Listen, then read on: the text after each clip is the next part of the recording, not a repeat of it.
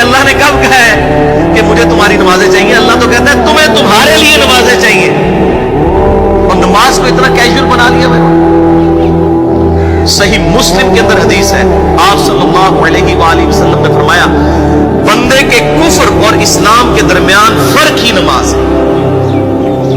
جو نماز پڑھتا ہے وہ مسلمان ہے، اور جو نماز نہیں پڑھتا وہ پاکستان کے شناختی کارڈ میں مسلمان ہے، اللہ کی ڈیفینیشن میں وہ عملاً کافر ہے۔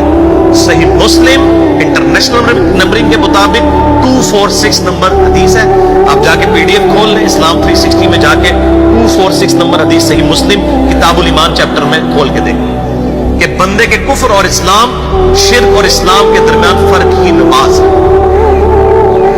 آپ بے شک اپنے آپ کو مسلمان کلیم کرتے رہے، لیکن وہ شناختی کارڈ والا مسلمان ہے، نکاح طلاق والا مسلمان ہے، اس کا جنازہ بھی پڑھ دیا جائے گا، پیدا ہوگا اذان بھی دے دی جائے گی، اللہ کے حضور وہ مسلمان نہیں ہے، وہ بس کلمے کا ہی ہم احترام کرتے ہیں، ادروائز تو عملاً کافر ہے۔